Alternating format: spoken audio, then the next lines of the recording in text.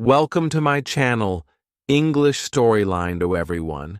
Today, you'll discover the incredible success story of Nike from zero to a $190 billion empire.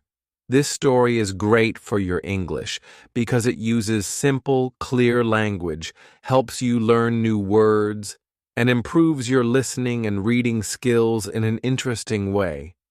Imagine a world where Nike never existed. No Air Jordans, no Just Do It, no Cristiano Ronaldo, Michael Jordan, LeBron James, or Serena Williams wearing the most legendary sports brand on earth. But here's the shocking truth. Nike started with nothing. Not millions, not billions, just a simple dream. A young man had no money, no factory, and no investors. He didn't own a business. He didn't even know if he would succeed.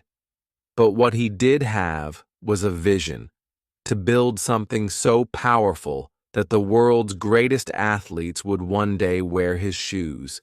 And today, Nike is worth over $190 billion. So how did this happen?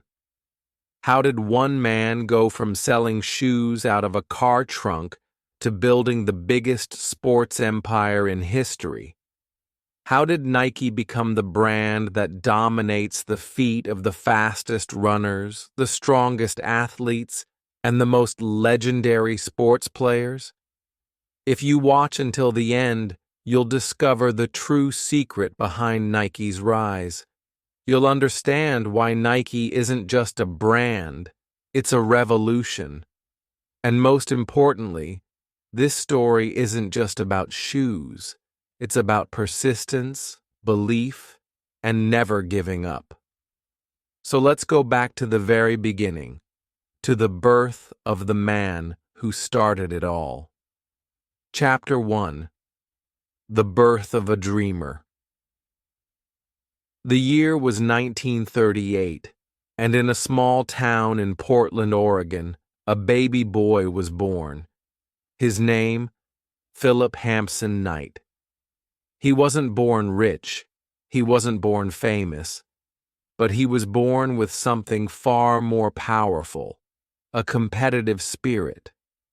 His father, Bill Knight, was a newspaper publisher, a tough man, a man who believed in hard work and discipline. Phil grew up in a strict household. His father refused to give him money easily. If Phil wanted something, he had to earn it himself. From an early age, Phil was different. He wasn't the loudest kid. He wasn't the strongest, but he was fast. He loved to run. Running gave him freedom. Running made him feel alive. But little did he know that his love for running would one day change the world. As a teenager, Phil became obsessed with track and field. He joined his high school's running team and trained hard every day. But there was a problem: the shoes. The running shoes available at the time were heavy, uncomfortable, and slow. Every time he ran, he felt like the shoes were holding him back. Why aren't there better running shoes? He thought. That question stuck in his mind for years, and one day it would lead him to create Nike. After high school, Phil went to the University of Oregon. He wasn't just an ordinary student. He became a star athlete on the track team. And this is where fate introduced him to the man who would change his life: Bill Bowerman. Bill Bowerman wasn't just any coach. He was a legend. He had one goal: to make his runners faster than anyone else. But he didn't just train them physically. He believed that the secret to speed was in the shoes. He was obsessed with designing better running shoes. Every day he experimented with different materials, different soles, and different techniques. And when Phil Knight walked onto the track, Bowerman saw something in him. Phil wasn't the fastest runner. He wasn't the best, but he had passion and determination. Bowerman started testing new shoe designs on Phil and the other athletes, and that's when something clicked in Phil's mind. What if we created the world's best running shoes, shoes that are light, fast, and powerful? This thought stayed with him, but he didn't act on it yet. After graduating in 1959, Phil had no idea what to do next. He had a business degree, but no job, no clear direction, and no plan. His father told him to get a real job at a newspaper, but Phil didn't want an ordinary life. He wanted something more. So he made a crazy decision. With no job and no clear purpose, Phil decided to travel the world. He went to Hawaii, Japan, India, Greece, and many other countries. But one country changed everything: Japan. At the time, Japan was rising in the shoe industry. They had a company called Onitsuka Tiger, which made lightweight, high-quality running shoes. Phil was fascinated.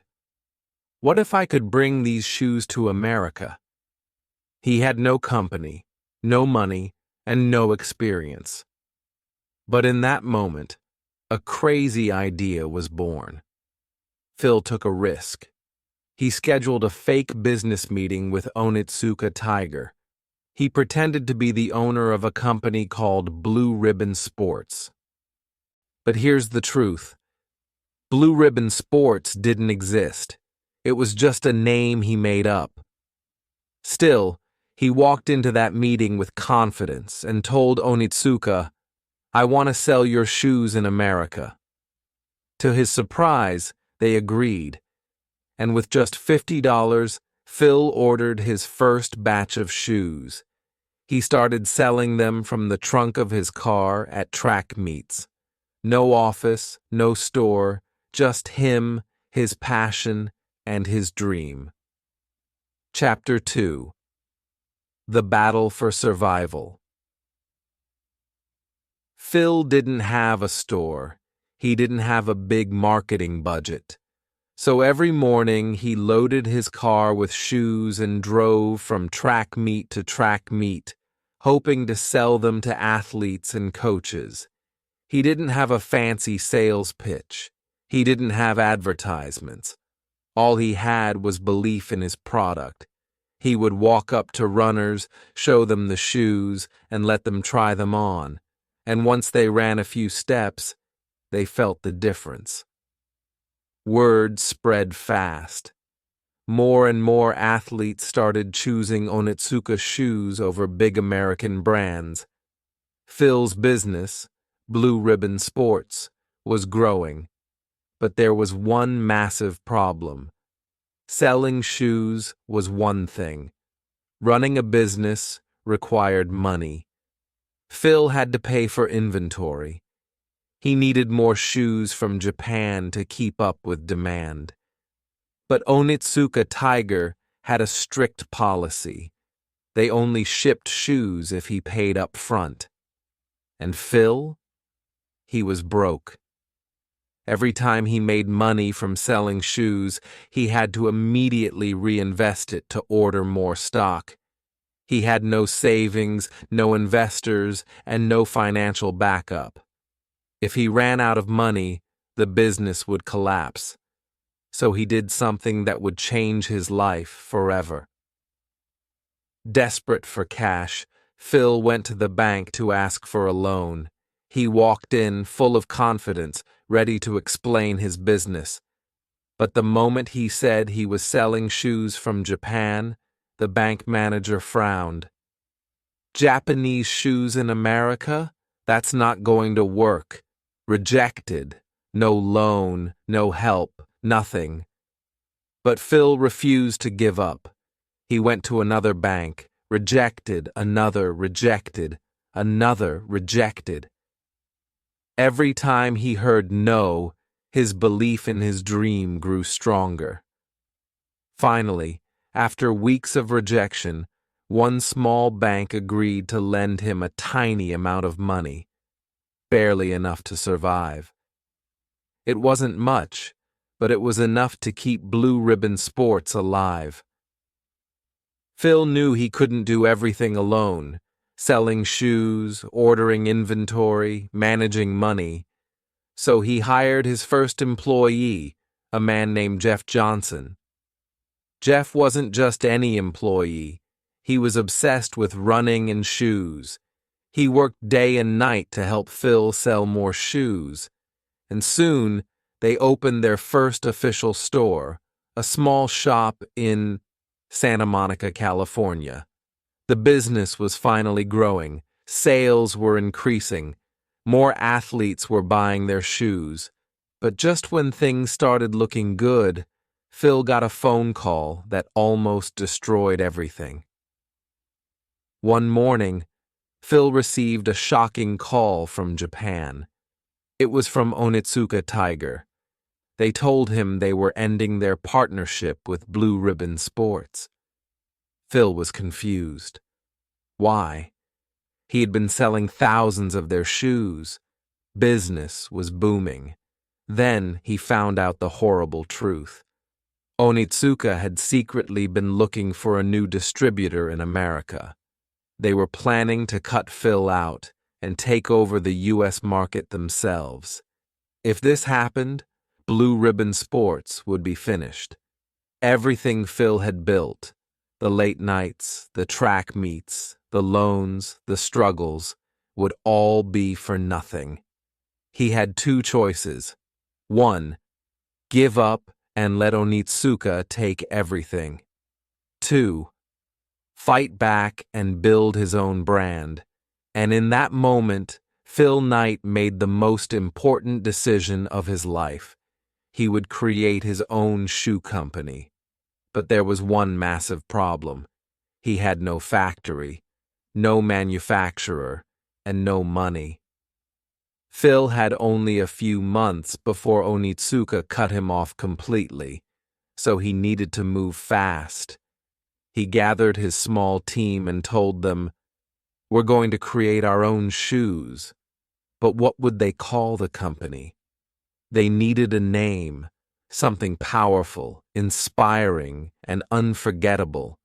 They brainstormed for weeks. They considered names like Dimension 6 and Falcon. But then, something magical happened. One night, Jeff Johnson had a dream. In the dream, he saw the Greek goddess of victory, Nike. He woke up and immediately told Phil, and just like that, Nike was born. But a name wasn't enough. They needed a logo. Phil went to a young graphic design student named Carolyn Davidson and asked her to design one. She created the swoosh, a simple curved check mark that represented movement, speed, and victory. And how much did she charge for this now famous logo? Just $35. With a new name and a logo, Nike was ready to fight back. But they still didn't have shoes. Phil needed to create a shoe that was better than Onitsuka Tiger. He turned to the one man who had always obsessed over shoes, his old track coach, Bill Bowerman. And Bowerman had a genius idea. One morning, as he was making breakfast, he looked at his waffle iron, and then it hit him. What if the bottom of a shoe had the same pattern as a waffle? He ran to his lab, poured rubber into a waffle iron, and created the first Nike sole. The result? A shoe that was lighter, faster, and had better grip than anything else on the market. The first Nike shoe, the Nike Waffle Trainer, was born. And now, Phil was ready for war. Chapter 3. Nike struggles to become a giant. Even though Nike had its own shoe, they still had no money. Phil had spent every last dollar on developing the new shoe and breaking away from Onitsuka. But to sell more shoes, Nike needed factories, materials, and marketing. And all of that required cash. Millions of dollars that Nike simply didn't have. So Phil had to do something he hated: beg for money. He went to the banks once again, hoping to get a loan to expand Nike. He walked into one bank after another, showing them his shoes, explaining his vision. But the banks laughed at him. "You want us to invest in some small shoe company competing against Adidas and Puma? Are you crazy?" Nike wasn't a brand yet. It was just a struggling company trying to stay alive. And once again, every bank said no. Phil was furious. He had spent years proving that Nike could be something special, but nobody. Phil refused to give up. Finally, he found one small bank willing to take a risk. The catch? The interest rate was extremely high, and he had to personally guarantee the loan. That meant if Nike failed, Phil would lose everything: his house, his savings, his entire future. But he took the risk, because failure was not an option. Just when Phil thought things were under control, Onitsuka Tiger struck back. They sued Nike for stealing their shoe designs. They claimed Phil had betrayed them and was now illegally selling shoes that looked like Onitsuka's designs. The lawsuit was a disaster. If Nike lost, they would have to shut down and pay millions in damages. Phil was devastated. Everything he had worked for was now at risk. For months, the legal battle continued. And just when it seemed like Nike might lose, something unexpected happened. The court discovered documents proving that Onitsuka had planned to betray Phil first. That changed everything. In the end, the court ruled in favor of Nike, and Phil finally cut ties with Onitsuka forever. Nike had won the battle. But the war was far from over, because now Nike had to do something much harder: become a real brand. Building the Nike brand. Back then, Nike didn't have fancy marketing like today. They didn't have sponsorship deals, TV ads, or celebrity endorsements. They were just a small company trying to sell shoes. So, Phil and his team got creative. Instead of wasting money on big advertisements, they focused on something powerful. They went directly to athletes, giving them free Nike shoes and asking them to wear them in competitions. And it worked. Runners, basketball players, and coaches started noticing Nike shoes. They were lighter, faster, better. And soon, athletes started talking about them. Nike was still a small company, but they were gaining momentum. The breakthrough product. Nike needed a breakthrough product, a shoe that would make people notice them. And that's when Bill Bowerman struck again. He had already invented the Nike waffle trainer, but now he wanted to create something even better. He started experimenting with different materials, different soles, new technology. And after months of testing, he came up with something revolutionary. The Nike Cortez. This wasn't just another running shoe. The Cortez was lightweight, stylish, had the best cushioning any athlete had ever seen. And then something magical happened. The 1972 Olympics were coming up, and Nike made sure their shoes were everywhere. When people turned on their TVs, they saw athletes wearing Nike shoes, winning races, setting records, making history. Nike was still a small company, but now the world was watching. The moment that changed everything. By the late 1970s, Nike was growing fast, but they were still behind Adidas. They needed something big, something that would change everything. Then, in 1984, they made a decision that would take them from just another shoe company to the biggest sports brand in the world. They signed a young basketball player, a player who wasn't the biggest star yet, a player many brands ignored. His name, Michael Jordan. At the time, Jordan was just a rookie. Adidas didn't want him. Converse wasn't interested. But Nike? Nike saw something special. They didn't just want Jordan to wear their shoes. They wanted to build a brand around him. But there was a problem. Michael Jordan didn't want to sign with Nike. His dream brand was Adidas. He told his agent, "I don't even want to meet with Nike." Nike refused to give up. So they went to someone who had the most influence. Overcoming the final obstacle, Nike had one last challenge, convincing Michael Jordan to sign with them. But Jordan wasn't interested. His dream brand was Adidas. He told his agent, "I don't even want to meet with Nike." So Nike went to the one person who could change his mind, his mother, Dolores Jordan. She listened to Nike's offer, then turned to her son and said, "Michael, you're going to listen to them." Because of his mother, Michael Jordan agreed to meet with Nike. Nike took a massive risk. They offered Jordan a huge contract and created a special shoe just for him.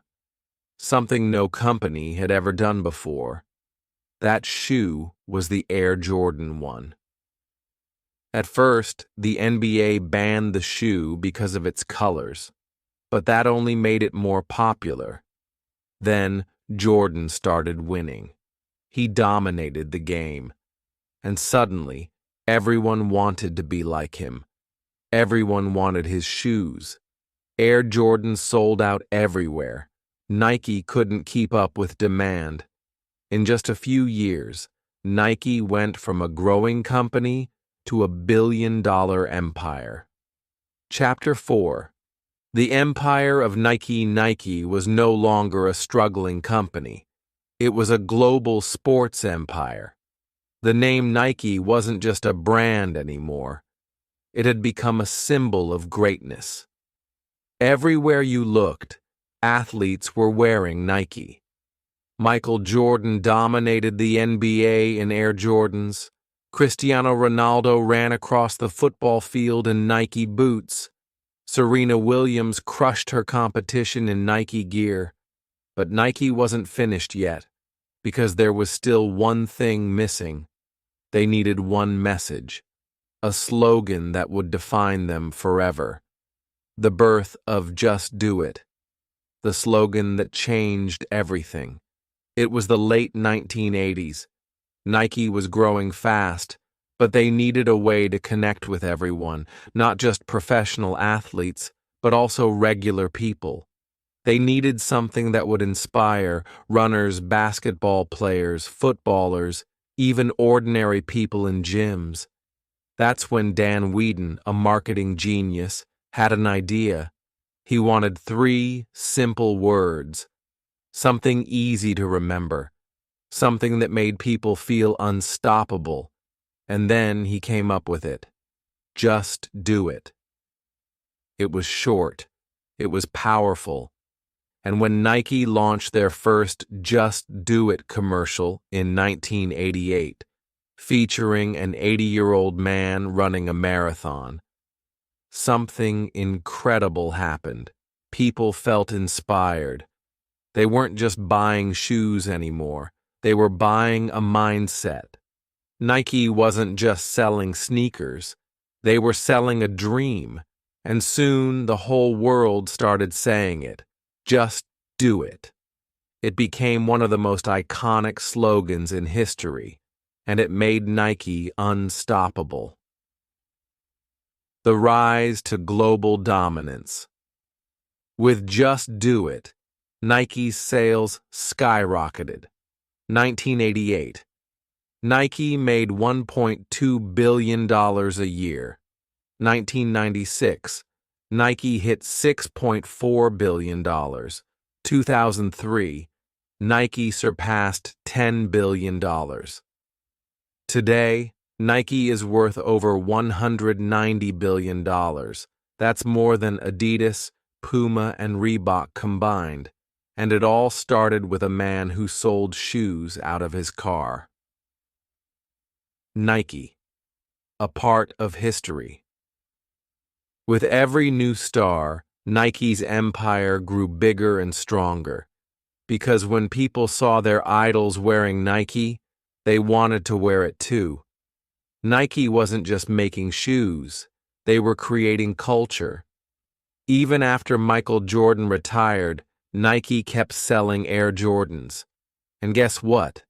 The Air Jordan brand alone makes over $5 billion per year. That's right, just one line of shoes makes more money than most entire companies. Even today, people wait in long lines for hours just to buy a new pair of Jordans.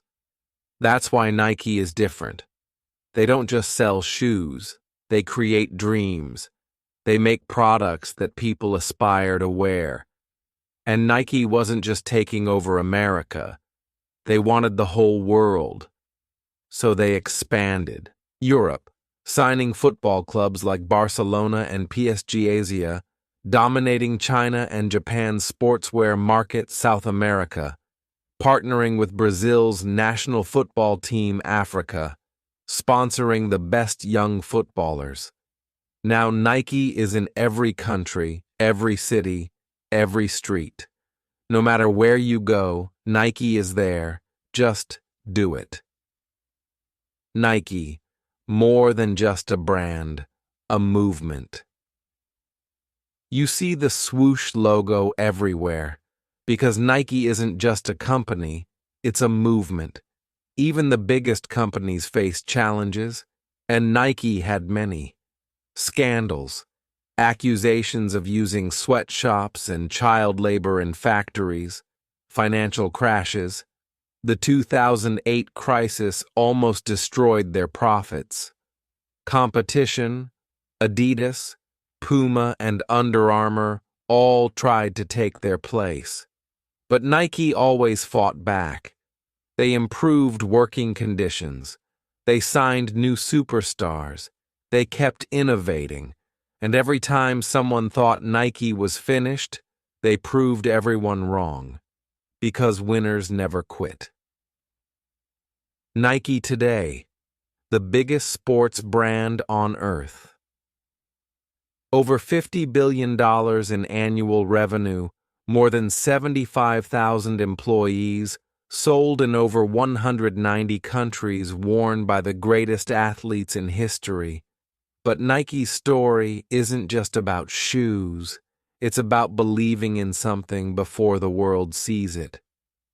Phil Knight had no money, no support, no guarantees, but he had a vision. He believed in Nike when nobody else did, and because of that, he built an empire. Nike's story teaches us one thing. No dream is too big, no challenge is too hard, no failure is the end. If you believe in yourself and never give up, you can achieve anything. Now, it's your turn. Do you believe in the power of never giving up? Tell me in the comments below. And if you enjoyed this story, make sure to subscribe for more amazing success stories. Because your success story is waiting to be written. All you have to do is just do it.